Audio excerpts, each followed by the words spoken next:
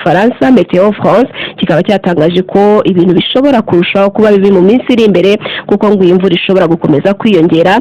Cyasabye inzego bireba kuba maso gushaka ingamba zo gukumira ko ndetse no kugabanya ingaruka z'iyi mvura. Muri Amerika aho perezida w'iki gihugu Donald Trump akomeje guhatira ibihugu bya Jordani ndetse na Misiri kwirukana abaturage b'Abanyapalestine bakomoka muri Gaza bari muri ibyo bihugu. Ni nyuma y'uko abayobozi b'ibihugu byombi bari batangaje ko badategereje cyangwa se batazigera bubahiriza ubusabe bwa Donald Trump. Donald Trump kuri wa gatanu akabwiye televiziyo y'Abarabu Al Jazeera ko nubwo abayobozi b'ibyo bihugu batangaje ko yego yababwiye rero ko nubwo abayobozi bavuze ko badakozwa ubwo busabe bwe ngo nta mahitamo bafite ahubwo ngo bagomba kubahiriza ibyo yabasabye. Turakoze mukanya reka twinjire mu makuru yenze cyane. Minisitiri w'ububanyi n'amahanga w'u Rwanda Ambasaderi Olivier Nduhungirehe yavuze ko u Rwanda rwashyizeho ingamba zitandukanye zo kurinda abaturage barwo n'imipaka yarwo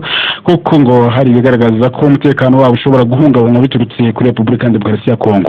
Ni mu kiganiro n'itangazamakuru cya Afurika y'Epfo, Minisitiri Nduhungirehe yatangaje ko u Rwanda rufite amakuru y'uko rushobora guterwa na Repubulika Iharanira Demokarasi ya Kongo, bityo ko ariyo mpamvu rwakajije ubwirinzi ku mipaka yarwo iruhuza n'iki gihugu. Kuri iyi ngingo y'umutekano, Perezida wa Repubulika Paul Kagame yaragiranye ibiganiro na Perezida wa Angola Joao Lourenço ku ngingo zirimo iyo gushakira igisubizo kirambye ibibazo by'umutekano muke bikomeje gufata indi ntera mu burasirazuba bwa Repubulika Demokarasi ya Kongo. Umukuru w'igihugu yavuze ko biyemeje gukorana n'abandi ku mugabane kugira ngo haboneke igisubizo kirambye. Hakomeje kuba ibiganiro bitandukanye harebwaga uko ikibazo cy'umutekano muke mu burasirazuba bwa Kongo cyabonerwa umuti urambye ariko noneho kigakemurwa bihereye mu mizi yacyo. Muri cyumweru hanabaye inama idasanzwe y'abakuru b'ibihugu bigize umuryango wa Afurika y'Iburasirazuba aho bafashe imyanzuro itandukanye irimo ko Repubulika Demokarasi ya Kongo igomba kugirana ibiganiro n'umutwe wa 23. Hari kandi no kuba impari zanganye zigomba guhagarika imirwano. Ibyo ni ibintu byavuye muri iyo nama y'abakuru b'ibihugu bigize umuryango wa Afurika y'Iburasirazuba. Ariko kandi ikindi kiriho no kuri wa gatanu abayobozi b'ibihugu bigize umuryango w'ubukungu huje ibihugu byo muri Afurika y'Amajyepfo SADC bateranira harare muri Zimbabwe mu nama idasanzwe nabo bariga kuri intambara ikomeje kubera muri Repubulika Demokarasi ya Kongo by'umwihariko muri Kivu ya ruguru ndetse n'iy'Amajyepfo. Uyu muryango ufite ingabo muri Kongo zituruka mu bihugu bya Afurika y'Epfo, Tanzania na Malawi. Barimo kurwana ku ruhande rw'igisirikare cya Kongo FARDC kinakorana n'indi mitwe irimo n'ubuterabwoba wa FDLR mu kurwanya M23 igizwe n'abanyekongo bavuga ko baharanira uburenganzira bwabo bimwe n'ubutegetsi bwa Kongo. Ikindi kiriho kuri imiryango yombi no kuvuga imiryango wa SADC ndetse n'Afurika y'Iburasirazuba nuko mu biganiro biheruka byakuru b'ibihugu bigize umuryango wa Afurika y'Iburasirazuba bafashe umwanzuro ko hagomba kuba ibiganiro hagati y'imiryango yombi kugira ngo bashakire hamwe icyaba igisubizo kuri iki kibazo gikomeje kugaragara cyane na Kongo igenda naho ikirengagiza kandi yakagombye kuba igikemura kuko n'abaturage bayo ubwayo. Reka twifashishe Honorable Fatuma Ndangiza ni umudepite mu nteko ishinga amategeko y'umuryango wa Afurika y'Iburasirazuba, atubwire niba hari icyo ibiganiro hagati y'umuryango wa Afurika y'Iburasirazuba ndetse na SADC bishobora gutanga nk'igisubizo kirambye. ngira ngo igihe cyose tutari twagaruka ku muzi wa kiriya kibazo nk'uko u Rwanda ruhora rubigaragaza, ikibazo cya FDLR kigakemuka, abantu bakoze genocide bakaba bamaze imyaka irenga 30 bari hariya kandi ukabona ubuyobozi ntacyo babwiye. Ikibazo cya M23 abanyagihugu bimwe uburenganzira bwo kuba mu gihugu cyabo, ahubwo amahanga kirwa sakuza ko byacitse. None se igitangaje ni ikihe igihe cyose tudakemuye umuzi w'ibibazo, aho perezida w'igihugu nkuri yagenda Kisekedi ndetse nyirango n'u Burundi bakavuga regime change ko bashaka guhindura ubutegetsi bw'igihugu, ubutegetsi bwatowe n'abaturage. Ngira ngo ibyo bibazo bikwiye kuganirwa mu mizi. Ni byiza ko inama y'abaperezida yahuye, kandi mbona ari nayo recommendation ikomeye ko tusubira kuri political dialogue, ndetse no gusaba yuko biriya bihugu bya SADC izahura vuba aha ngaha n'umuryango wa East African Community kugira ngo bashakishe umuti w'ikibazo. Ariko aho ngaho niho rusingiye, kuko nanone imyitwarire ya SADC harimo bamwe ibihugu bitatu bigize SADC birimo Afurika y'Epfo, Tanzania na Malawi barimo, ubundi ngira ngo bikwiye no kuzaganirwa ari African Union na SADC ndetse na International Community no kugaruka ku gucunga amahoro. Definition ya peacekeeping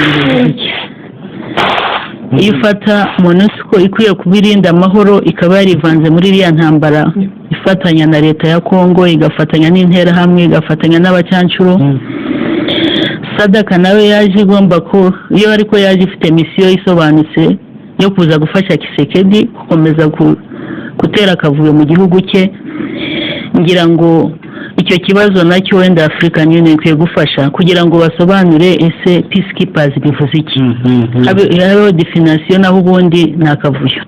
Yego, ni Honorable Fatuma Ndangiza, akaba ari umudepite mu nteko ishinga amategeko y'umuryango wa Afurika y'Iburasirazuba, agaragaza ibikwiye kuba bikorwa bigamije gukemura iki kibazo mu mizi. Mu yandi makuru, kuri uyu wa gatanu nibwo harasozwa imirimo y'inteko rusange y'umuryango wa EAPCO uhuza polisi zo mu bihugu byo mu karere ka Afurika y'Iburasirazuba.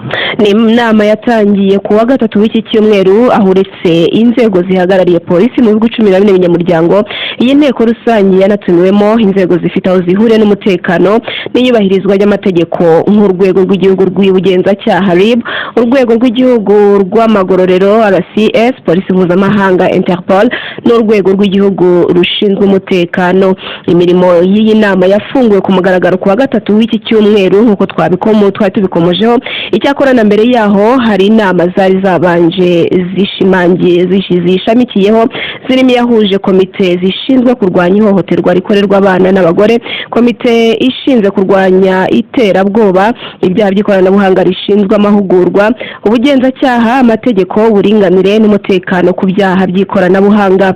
Mu gusoza iyi nteko rusange haragaragazwa iby'ibanze byizwe muri iyi nama ndetse n'ingamba zafashwe zigomba kubahirizwa n'ibihugu binyamuryango. Mu gihe cy'umwaka umwe kandi u Rwanda nirwo rugiye kuba ruyobora uyu muryango wa EAPCO, aho rusimbuye Burundi bwari bumaze umwaka buyobora uyu muryango. Ikindi gikorwa cyabaye gishamikiye kuri iyi nama ni irushanwa ryahuje amakipe yatoranijwe mu karere afite ubumenyi bwihariye bwo gukoresha intwaro na tekinike mu guhangana n'ibihungabanya umutekano, EAPCO SWAT Challenge. Iri rushanwa ryari ribaye ku nshuro ya mbere mu karere, ribera mu kigo cya polisi gitangirwamo amahugurwa yo kurwanya iterabwoba CTTC Imayange mu karere ka Bugesera. EAPCO ni umuryango washinzwe mu 1998, aho ugizwe n'ibihugu by'u Rwanda, Uburundi, ibirwa bya Komore, Repubulika ya Demokarasi ya Kongo, Djibouti, Eritrea, Ethiopia, Seychelles, Somalia, Sudani y'Epfo, Uganda, Sudani ndetse na Tanzania. Tuvugana no ku ngingo irebana n'ubuzima, aho Minisiteri y'Ubuzima yamuritse ingamba z'urwego rw'ubuzima mu myaka 5 iri imbere. Habanje kugaragazwa ibyagezweho mu myaka 5 ishize, harimo kugabanya impfu z'abana bapfa bavuka, aho zagabanutse ku kigero cya 50%. Umubare w'abakora mu bijyanye no kubyaza nawo wariyongereye ugera ku kigero cya 99.9%. Malaria nayo yaragabanutse nubwo hari aho ikigaragara cyane, ndetse n'ibindi byinshi ngo byagezweho bigamije gusigasira ubuzima bw'umunyarwanda. Uyu munsi haragaragazwa iby'ingenzi bizashyirwamo imbaraga mu rwego rw'ubuzima muri myaka 5 iri imbere.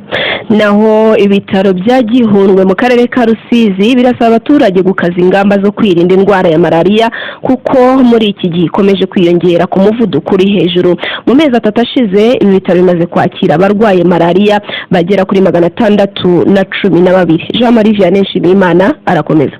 Ku kigo nderabuzima cya Nkanka giherereye mu murenge wa Nkanka mu karere ka Rusizi, abarwayi ni benshi bivuza indwara zitandukanye harimo na malaria.